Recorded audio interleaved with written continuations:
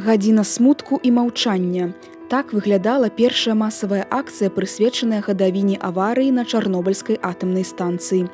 Яна прайшла 26 красавіка 1989 года. Тысячы людзей з розных беларускіх гарадоў сабраліся на цяперашняй плошчы незалежнасці ў Мінску. Гарэлі свечы, а звон адмяраў сімвалічныя хвіліны. Была выбрана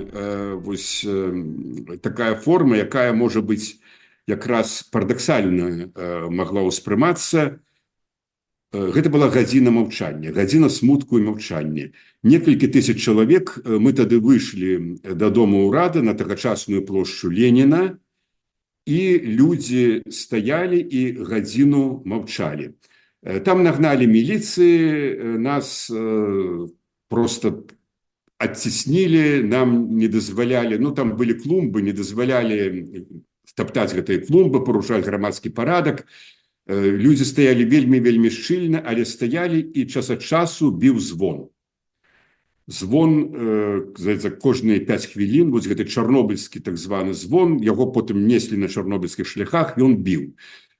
Натуральна, што дзяржаўная прэса цалкам замаўчала гэту акцыю, але розгалас пайшоў, і працэсы, якія ўжо пачыналіся, ўжо ішлі ў грамадстве, гэтыя працэсы, якія потым атрымалі, яны тады так называліся галоснасці, яны ўжо дазвалялі пра гэта казаць больш гучна. Ужо праз паўгода, восенню 1989-го, у Мінску адбылася яшчэ адна акцыя, цяпер у фармаце шэсця, першы чарнобыльскі шлях.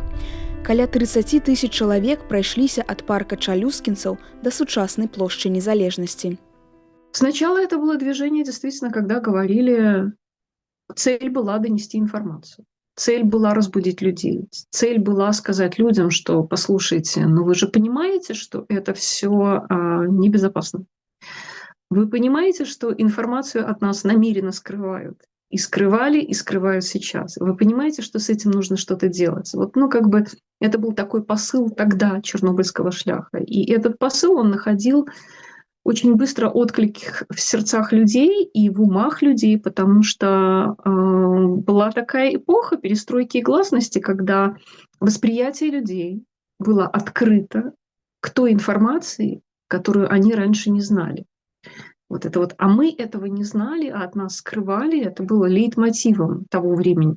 БНФ организовал приезд людей з Веткаўскага, з Брагінскага, з Краснопольскага, просто з десяткаў раёнаў, якія і тых, якія лічыліся ці часткова хаця б уваходзілі ў зону, так званую зону адселення, і тых, якія афіцыйна не ўваходзілі ў гэтую зону адселення, але ўжо там нараджаліся вельмі хворыя дзеці, там ужо былі вялікія захворванні, працэнт захворванняў, менавіта ракавых захворванняў, і не толькі ракавых захворванняў, і навукоўцы звязвалі гэта з вынікамі Чорнобыля. Дык арганізавалі прыезд гэтых людзей. Правда, можу сказаць, што тады ЦК КПБ, ЦК Кампартыі Беларусі таксама вельмі моцна рыхтавалася, і тых людзей, якія прыязджалі, якія павінны былі прыехаць, іх проста саджвалі, як вылічвалі, там, конечно, КДБ было падключана, праслухоўванне, все это было, іх саджвалі ці з цягнікоў, ці спынялі аўтобусы, ці там аўтамабілі, вельмі шмат людзей не даехала, але вельмі шмат людзей і даехала. І яны разам з жыхарамі Менска, это была прыблізна 30-тысячная калона, прайшла ад Менскага гадзіннікавага завода, ад парку Чалюскінцаў да тагачаснай плошчы Леніна па праспекце. Дазволу на гэта шэсце улады не далі, больш за тое.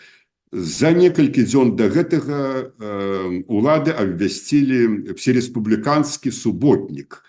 Грошы, заробленыя на якім сродкі, павінны былі пайсці на ліквідацыю наступстваў аварыі на Чарнобыльскай АЭС. Гэта, конечно, быў цынізм. Тым не менш, ўсё ж таки гэтая акцыя прайшла. Ведаеце, яна, конечно, вельмі ўражвала, таму што людзі неслі транспаранты, чорныя транспаранты, на якіх былі напісаныя назвы раёнаў, адкуль яны прыехалі. Наперадзе неслі гэты звон, той самы звон, які званіў за паўгады да гэтага ў гадзіну смутку і маўчання на гадавіну Чарнобыля, а потым на прыступках тагачаснага педагагічнага інстытута, это вось на плошчы цяпер незалежнасці, побач з домам урада адбыўся мітынг. І на мітынгу, акрамя Зенона Пазняка, тагачаснага прарэктара БДУ Станіслава Шушкевіча, які быў народным дэпутатам СССР, выступіў Алесь Михайлович Адамович, які з Масквы прывёз акадэміка Велікава. Шэсце праводзілася ў гонар пацярпелых ад катастрофы на Чарнобыльскай АЭС і адначасова як апазіцыйныя да камуністычных уладаў, якія хавалі праўду пра аварыю. Организаторы першей акции отрымали великие штрафы. Конечно, в 1989 году первый Чернобыльский шлях, он был посвящен Чернобыльской катастрофе, жертвам Чернобыльской этой трагедии. В политическом плане он был про то, что правду скрывали и не объясняли, где есть загрязненные территории, что нужно делать, и многие люди пострадали. Потом был перерыв в чернобыльских шляхах, и он возобновился уже в 1995 году. И от такого первого посыла, который был больше связан именно с Чернобылем, то потом был такой период, когда Чернобыльский шлях, он был больше про сопротивление, про протест. Вось гэты шлях, гэты ввогуле акцыі БНФ, яны мелі тое значэнне, што тэма Чарнобыля набыла вельмі шырокі розгалас. І яна стала, я б сказаў бы, асноўнай палітычнай тэмай.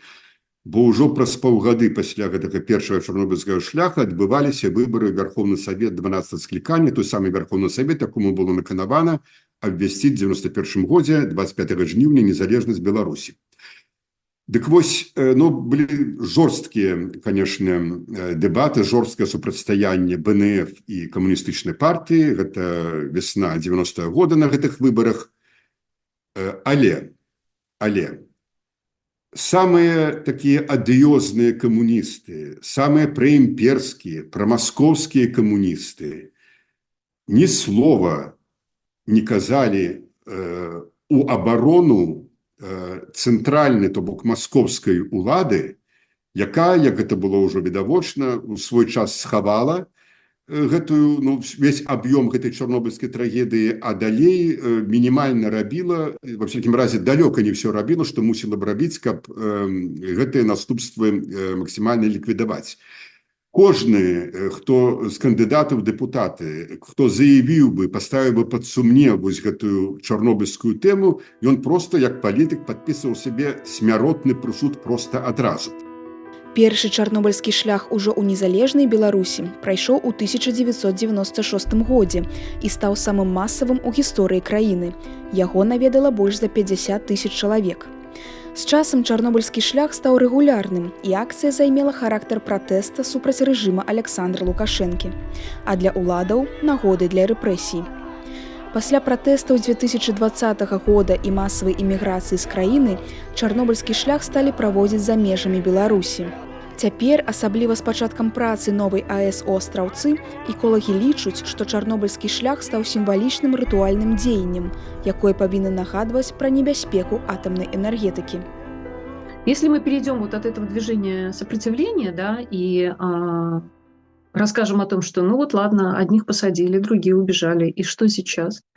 Сейчас у нас миссия, то есть мы стали такими же, как коренные народы Соединенных Штатов и Америки, когда мы в своем мире живем, и наша задача — это передавать будущим поколениям информацию о том, что было, о нашей национальной трагедии, потому что это не техногенная катастрофа, это не трансформаторная будка сгорела, потому что, всяко бывает, знаете, а это проблема цивилизационного характера, это проблема и катастрофа социальная, политическая и экологическая. и как экологическая катастрофа, еще и гуманитарная. Да? И знания об этой катастрофе нужно передавать из поколения в поколение.